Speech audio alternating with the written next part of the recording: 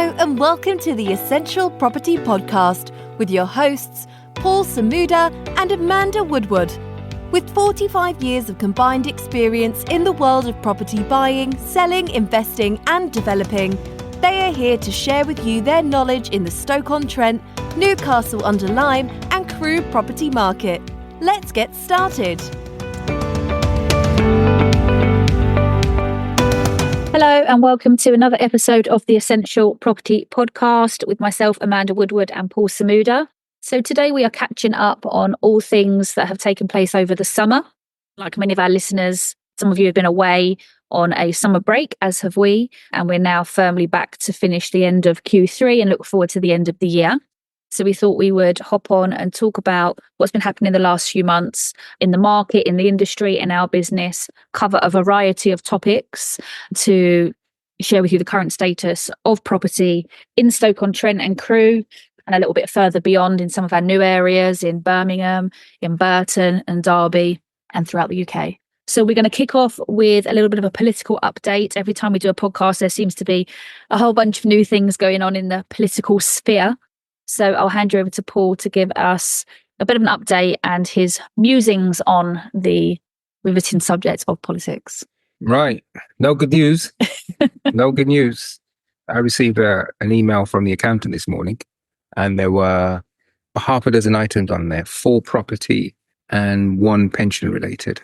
And I emailed her back and I said, all duly noted, can you now send me the good news email?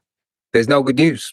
There's no good news. We have a new government in power, and, given the history of the old government, probably rightly so. But in terms of business and investors and landlords, I think this is going to be challenging. We've said this before in previous podcasts. It's going to be challenging because I think, especially for people that are either overseas or new to this game, we've forgotten the philosophy of the Labour government. I've been around a little bit longer than most, and the Labour government have specific philosophies in terms of how they see the world, how they see business, how they see property owners, how they see investors, how they see equality. And that is now starting to eke out in their communication. One of the first things they've done, I think we mentioned in the previous podcast, they've common rated personally held properties that are furnished lettings versus traditional single lettings. So there's no more mortgage interest relief on that one. It's capped at 20%.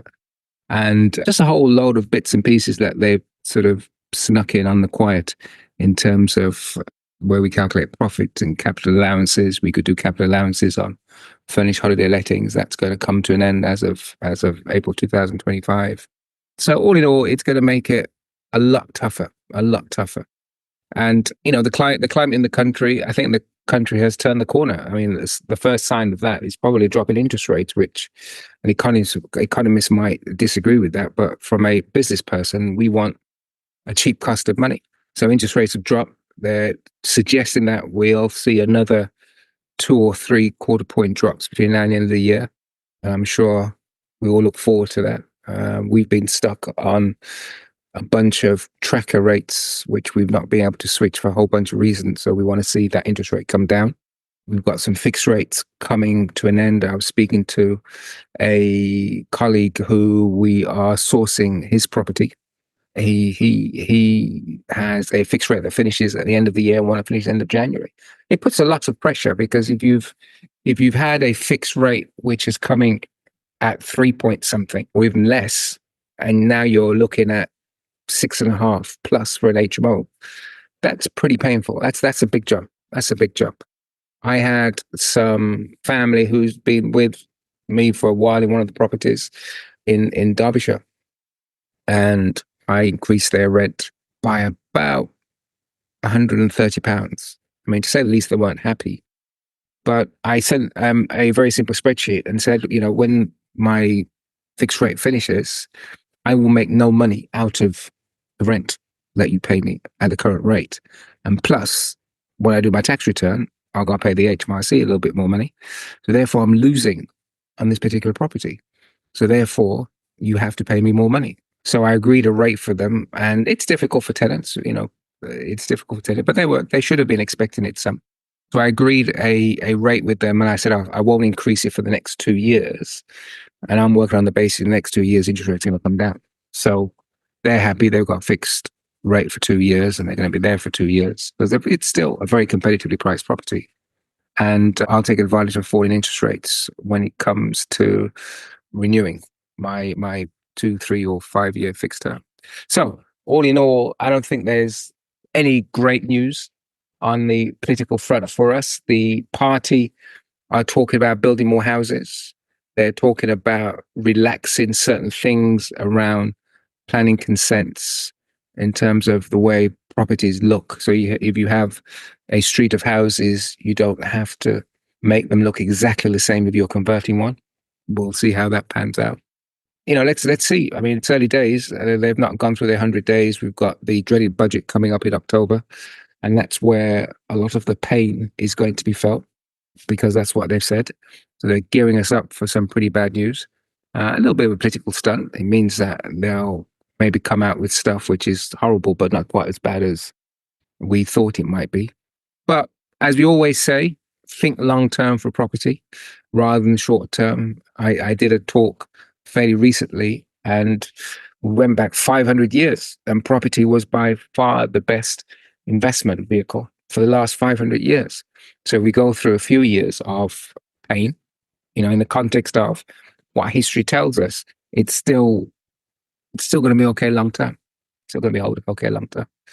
So anyway, yeah, that's my political introduction. Nothing to smile about, unfortunately, but I'm sure we'll find something else to smile about later on in the podcast. Okay, good stuff. So moving on to legislation. So the Renters Reform Bill, or it's now known as is it Renters' Rights? What's it called? Renters' Right Act. Renters' Right Bill, Renters' Right Act, has a few things coming, for landlords. So should we just talk through a couple of those things? Yeah, sure, absolutely. I mean, it's basically the previous bill with all the soft touches taken out, isn't it? I mean, Section 21 is definitely going. They've renamed it the Renters Bill because they've shifted from somewhere in the middle to firmly towards the renters. They're just keep trying to give it a little bit more teeth, and whereas the Tories shied away from making decisions on certain things or were more practical in terms of their approach, the Labour Party have said, we're firmly on the side of the renter. We're not that bothered about the landlord. We're firmly on the side of the renter, and that's it. That's a message that is coming across loud and clear. What does that mean for a landlord? It means that they're going to have to work harder to make their properties pay. They're going to have to be more compliant. The renters will have, a little bit more teeth behind them in terms of if something goes wrong. They can report landlords. There'll be a register at some point. The council will be beefed up in terms of being able to take landlords to task. But with all that said, and given that there's enough there for some landlords who've been in the game for a long time, or they've got one or two properties to sell them. And the more landlords sell, the less property there is on the market. So renters aren't reducing in numbers. They're growing in numbers. So therefore, there's that demand-supply mismatch, and hence rents will increase. So the consequence of all this, is not all one way. At the end of the day, the only tool that we have as a landlord is to increase our rents. The Labour Party have said they will not introduce rent controls, but they're talking about rent caps. I'm not too sure what that means. I think it means that once you increase the rent, you can't increase it again for a while. And there's a maximum that you can increase it by. So it's going to be all new. And we've got to navigate through the new legislations on behalf of our landlords and make sure we do all the right things accordingly. I still maintain that HMOs probably offer the best value with all this. We have a different cohort of people arriving. They're a little bit more transient. I don't know that you want someone stopping in an HMO for 5 years. You probably want someone moving on every 6 to 12 months. So you can have some flexible rent to come in and increase the rent. So I think, sort of as owners ourselves, we're very pleased that we're in the HMO space. The other thing as well, which I still don't know whether to take it seriously, and I was watching something last night, and they talked about good old Jeremy Corbyn, and, he has a huge following still, but one of his strategies was the right to buy in the private sector. So if the tenant rented from you for a period of time, they had the right to buy your property from you at a discount. Comrade. I can't get my head around it. So that this has been mooted again by the existing regime. I don't know how seriously, but I don't mind people asking me, can I buy your property? But I think I have the right to say no. And also, if I am interested in selling, then, show me the money. If you can't, then you're probably, not going to be able to buy it. So that's quite interesting. There's a lot going on. I think there's going to be some clarity after the budget in October. So everybody should certainly have their eyes peeled on that budget. We'll do a follow-up on that once we've sort of assimilated all the information.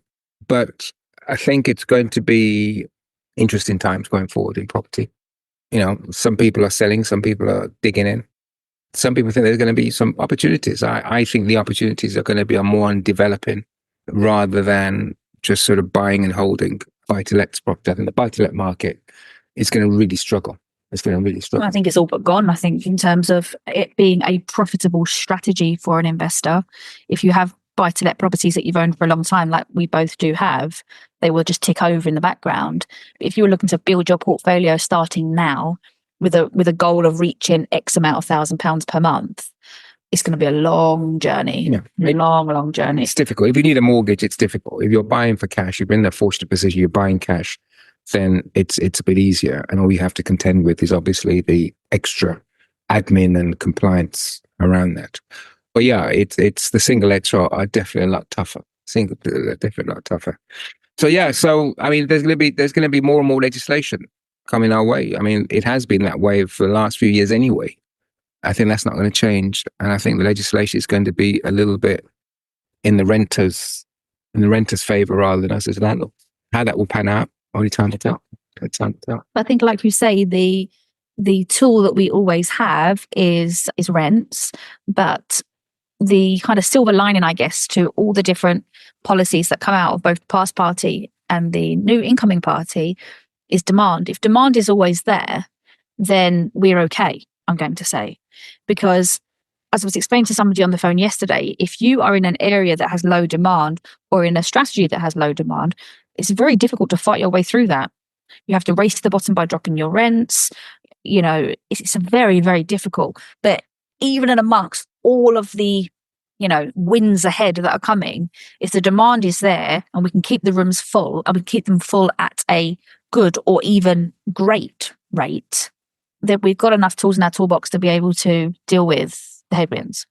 No, I agree. I mean, unless there is definitive legislation which prevents you from increasing your rent accordingly. But in Stoke and Crew, I can definitely see the £1,000 a month rental coming in.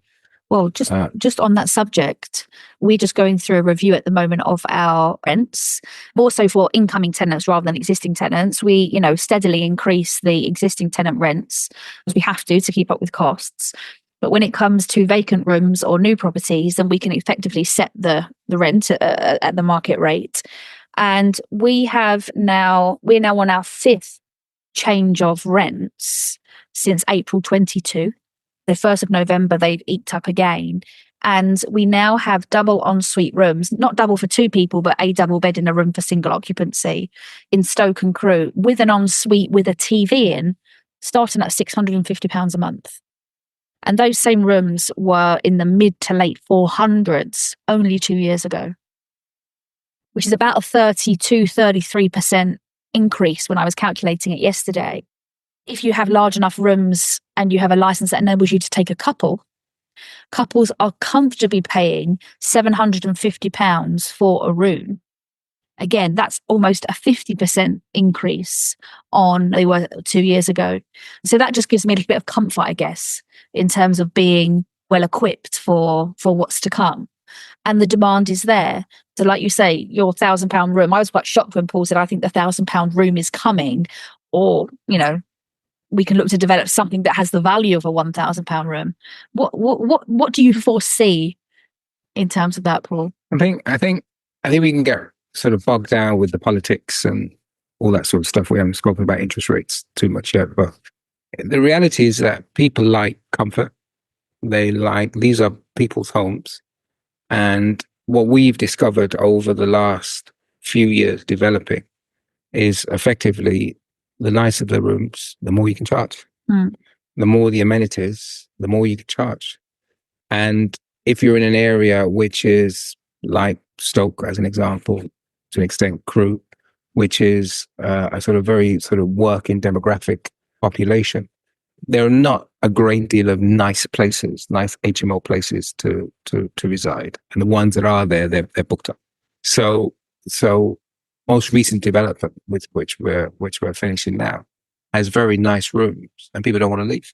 No, And they're not leaving. and when they there's always that funny story of when we launched it. If you remember, we had absolutely no inquiries, and we had no inquiries because the pictures, the rooms that people saw, they said there are no rooms like that in Stoke. Yeah, they thought they were fake photos. Yeah, they thought they were fake photos. They thought the whole thing was a scam.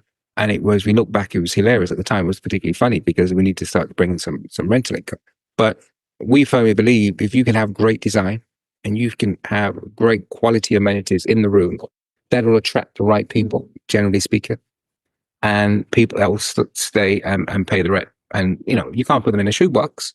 They've got to be, reasonably general size rooms. And in places like Derby, their rooms are generally around about the £800 per month, because most of their rooms are of a decent size and they have a little kitchenette. So it's like mini studios.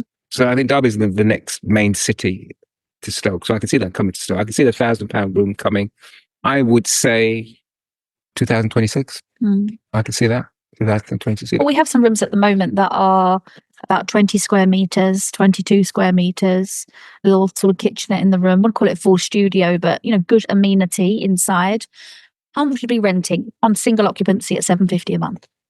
Yeah, so we're not that far away. And one of the things as well that we're going to be doing more of in this last quarter for properties that we source. I think the whole sourcing and buying has come to a point where certain things have to change, and a certain mindset. We've all been trained around cash flow, and rightly so. Most people get into this for cash flow, unless you're investing down south and you're looking for capital appreciation. But if you think about what we've just said we can see a room being rented. If it's rented now for about 700, 750, in the next 18 months, max 2 years, that's going to be £1,000 room. Yeah. Yeah. So that's a 25% increase. Yeah. That's 25% increase. And when you figure that into your sums, when you're buying a property, if you're saying, okay, I like this property, but it doesn't quite cash flow as much as I want to now. The value isn't quite as I would like it now when they do a commercial valuation. We've got to look at, well, what's the commercial valuation? What's the cash flow going to be in another year's time, 2 years' time, 3 years' time, 4 years' time? Because, the £600 a month they're paying now isn't going to be £600 a month, 3-4 years from time. Yes, there's inflation, all that sort of stuff that you take into account. But if you've got a 5-year fixed mortgage, your cost of money is fixed. So we're going to, when we do our source deals, we're going to be putting a lot more information into our source deals so people can take a longer term view and realize that they're actually making more money longer term than they think they are. If you have to look and say, well, it doesn't cash flow as much as I want in year one. We've had a lot of people from, I think, Singapore, where they've been reluctant to do deals. And I think that's massive mistake from a long-term investment, massive mistake. I think 5 years from now, they look back and they look at those deals, they think, what a fool I was not to grab that particular property. Well, just to give an example of that, I remember buying a property in Crewe with Paul. This is on Hollowshaw Street, so it must have been 9 years ago now. And we bought it, correct me if I'm wrong, I think we bought it for 82. Is that right? It was less than that. That's what the guy wanted. He had a wife that was forcing him to get married, so we had to do a quick deal. So I think we got it for 75. Was it 75? Right. Well, I remember whatever we purchased for it at the time, I said to Paul, have you done your sums correctly? And he said, yes, Amanda, of course I've done my sums correctly. And let's say it was 75. I said, we can't pay that. We've never paid more than, I think, 65, because just before that, I think we bought Walthall Street. We were buying in the 60s in Crewe. So to think of buying something in the 70s was like, we're going to leave an extra £10,000 in the deal. And I remember you saying, this is worth it. This is worth it. Okay, fine. We'll go with it. It then ended up being a 6-bed HMO, which is now a 5-bed because we've done some moving around of the rooms. That is, what would you say now if you were to do stab in the dark in terms of selling that now as a 6-bed licensed HMO? Well, where we've just got one agreed 210,000. 210. Yeah. 210,000. And I'm quibbling, should we buy it for 75 or should we buy it for 70 or 65? Yeah. And in the moment, you do think, I need to make sure I don't get my money out or I don't leave my money in or what's my ROI? The rent's there. We were renting rooms for like 350, 360 for a room for shared bathroom. Those shared bathrooms are now 550. Yeah. I mean, how many times do you make that decision? And I was on a phone call with a couple in Hong Kong on Friday night. And they had built a significant portfolio over the last couple of years, well into the double digits. And they were asking, what's the capital growth like in Stoke-on-Trent? Because most people do laugh and think, you're not going to get capital growth in somewhere like Stoke. And I said, well, we are over a decade in and everything has comfortably doubled. The 60s are worth easily 120, 130, 140. So whilst we don't look at that because we don't really refinance a second time, we don't ever really sell, so we're not realising our equity, the equity there and the net worth of the people that are buying those properties is just steadily increasing. So we are kind of bemused when some people are saying, that doesn't work for me. And I just think, look, that's crazy. It's absolutely crazy. You're right. And I think, if we incorporate capital growth into our calculations, incorporate it as at a prudent level. You don't say it's going to double in 10 years, but if you incorporate a 50% growth in 10 years or a 40% growth in 10 years, and also maybe a 50 or 60% rental growth, all right? Previously, rental growth used to grow slower than the capital. That's completely changed over the last few years, certainly post-COVID. And when you combine those and look at the value were you to sell in 5 or 10 years' time, the return, I've been doing some figures and the returns are like 250, 300% in some instances. So watch this space for some of our new source deals. And it's going to be a little bit different to the way other people present deals. And, we'll walk you through the way it works. It's not going to be, complicated. It's just going to be straightforward. But we're going to ask that people, when they look at deals, don't look at it, buy on Monday, sell the following Monday. Look at it over a longer term period and what the potential is for profit and equity growth. Which I think we're comfortable now doing, having been through that journey ourselves. When we get sent source deals all the time from people that are just starting sourcing out. And I never knock those people because that was me 10 years ago trying to, source deals and make a name for myself in this world we call property.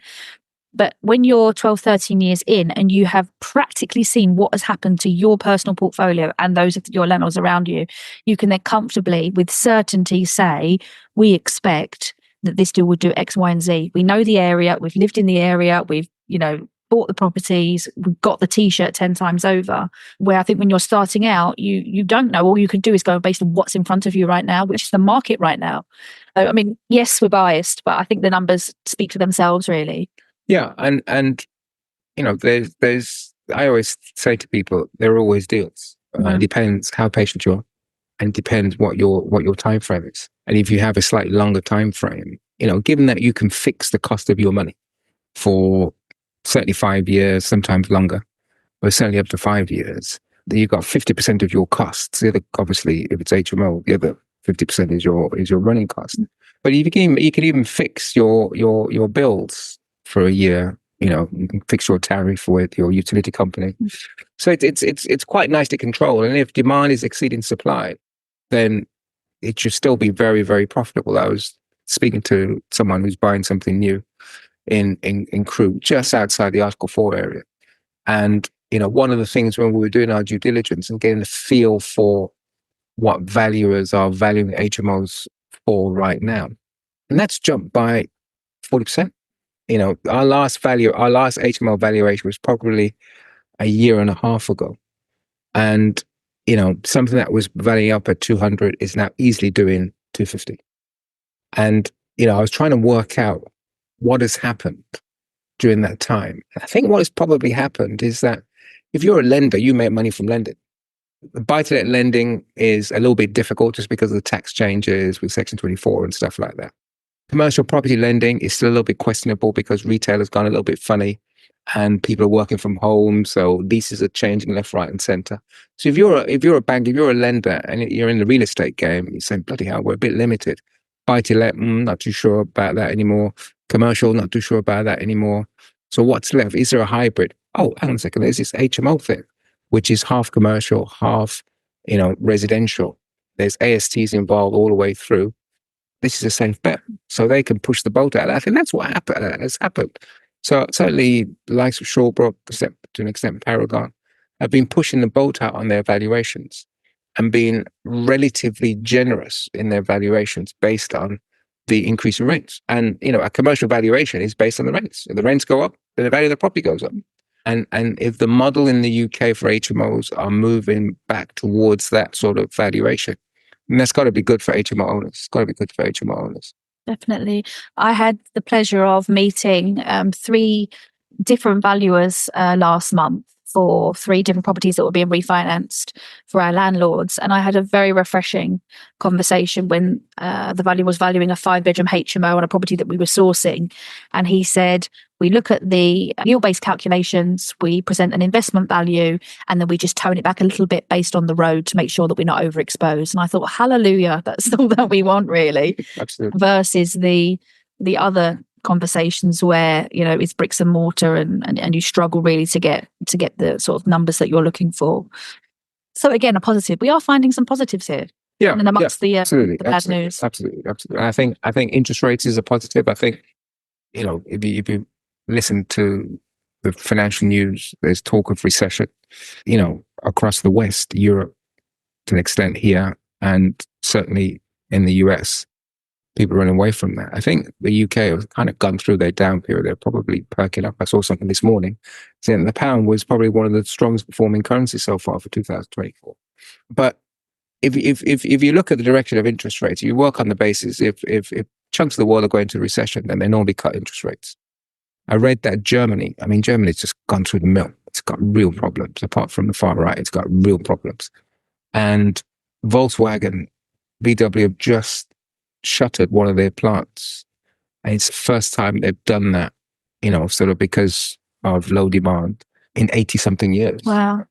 So it's having problems. So I think we can look forward to an easing of interest rates. It never comes as quickly as we want. It comes very, very quickly. That there's another pandemic around the corner. But, base rate is now 5%. If we work on the basis, September brings it down to 4.75%. There's 2 more cuts, October, November. Let's say that brings that down to 4.25%.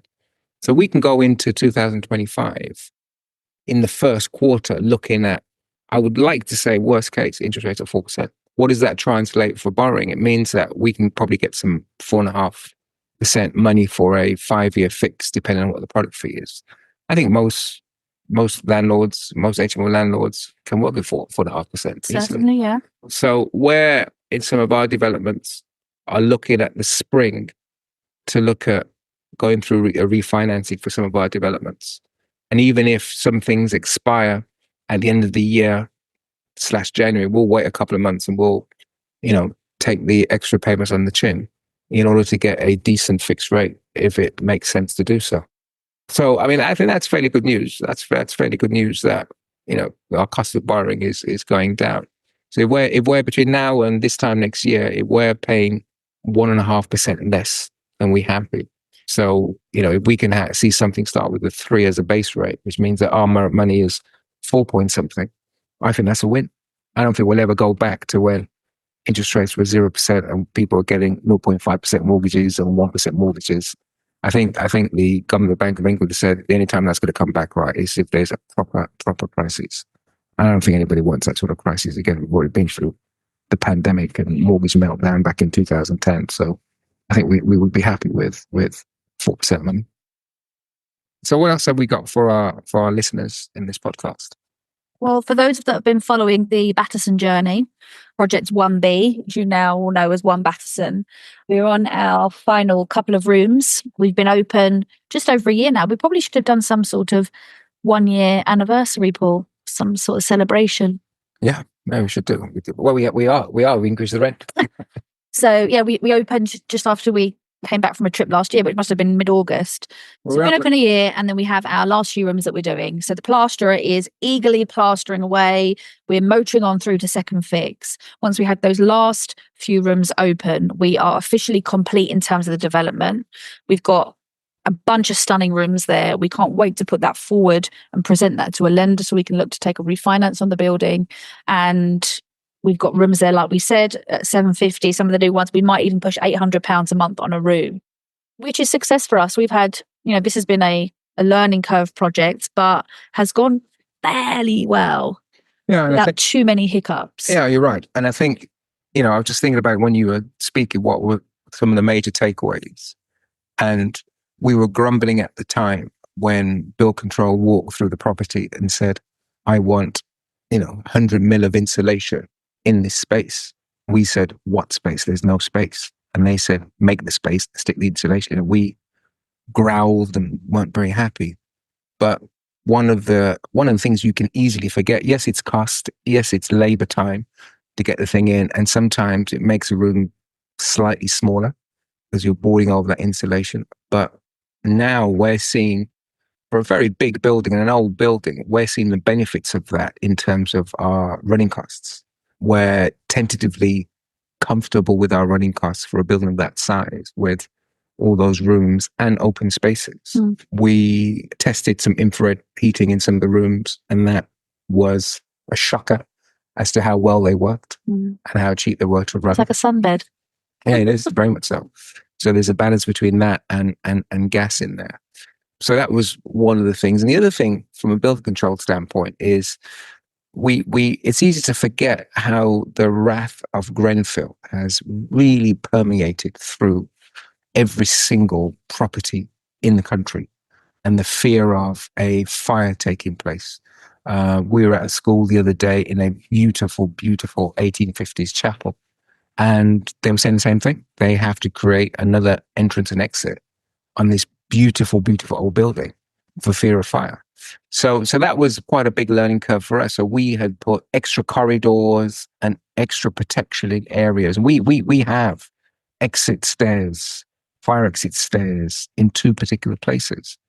But that still wasn't enough for build control. They wanted to double down on that. So that was quite interesting. It wasn't a direct benefit to us, but just going through the exercise, we now know what's required. We even had a consultation with the fire service to make sure that what we were doing were comfortable for them. And they needed to know, because it is such a large building and a building that has some interest to them, that they have the plans for the building. I mean, this makes sense. I just didn't know going into it that they needed to have the plans. If they ever get called there in an emergency, they're familiar with the building. And we had to do a whole thing with the head of sort of the fire service, which was a great learning and just gears you up for future larger developments. Yeah, I mean, very much so. Very much so. I mean, we're so by the end of the year, we're going to be looking for our next large project. But the other thing I was going to say that seems to have happened, and I'm very, very pleased about this, is Crew has had a lack of new applications for new properties, and there's shocking supply amounts in Crew because of Article 4. But we've started to have a few people come forward and ask us for advice and plug into our advisory, coaching, mentoring, whatever you want to call it, to start their first HMO. There's, if you're starting from scratch and doing a conversion, you've never done it before, we definitely need to partner with someone who has done it before, who has contacts, who knows the way around the council and bill control and can project manage, which obviously we are familiar with all those things.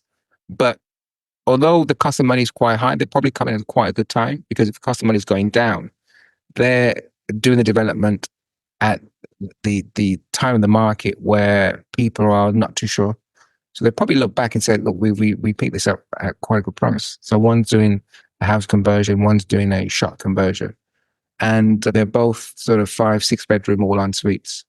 And I think they'll do okay. They've got another one who, it doesn't need our services in terms of advice because they're quite experienced themselves. But they're looking to do a 12 bedroom outside of Article 4 again, which should be good. So I'm very, very pleased to say there's some new developments happening at Crew just to balance off this lack of supply. And certainly if anything comes up that we see, we're going to probably be all over it. And I encourage any of our listeners that are in the market to look at stuff in Crew. Yeah, I found a couple of buildings the other day and spoke to the council to say, who owns this stuff? But they were not really up for grabs. But we are on the hunt. Yeah, and I think just to finish off, although we started off this podcast as being a little bit down in the dumps because of the politics, But I think the reality is that property is still, as far as I'm concerned, the number one investment long term for anybody. I think we're in Stoke and Crewe as our prime areas. We operate and manage in other areas as well. And in those areas are still buoyant. They're still buoyant. For people that are interested, come and talk to us. Tell us your ideas. We're more than happy to assist you or JV with you or just manage the properties for you. But I think both Stoke and Crewe, right, they're busy. They're busy. Okay, super. So we need to commit to a few more podcasts between now and the end of the year. I always reach out to our listeners to say if there are topics that you specifically want our advice on or opinion on, then please reach out and let me know. And we're happy to tailor them a little bit. Otherwise, we'll keep you abreast of what's happening. We'll probably do one post-budget and give some feedback on that. And then how things are going for us end of Q3. And then we'll do our planning for the year ahead, which we always do on the podcast. We help you to plan for 2025, which, whilst might sound wild, is actually only a few months away. So we'll endeavour to keep you updated, and thank you for listening. Thank you. We hope you enjoyed today's episode, and if so, please hit subscribe and share with those who you think would enjoy it too. To get in touch with Paul and Amanda directly, please visit their website www.essentialpropertyoptions.co.uk for more information. We look forward to sharing with you on the next episode.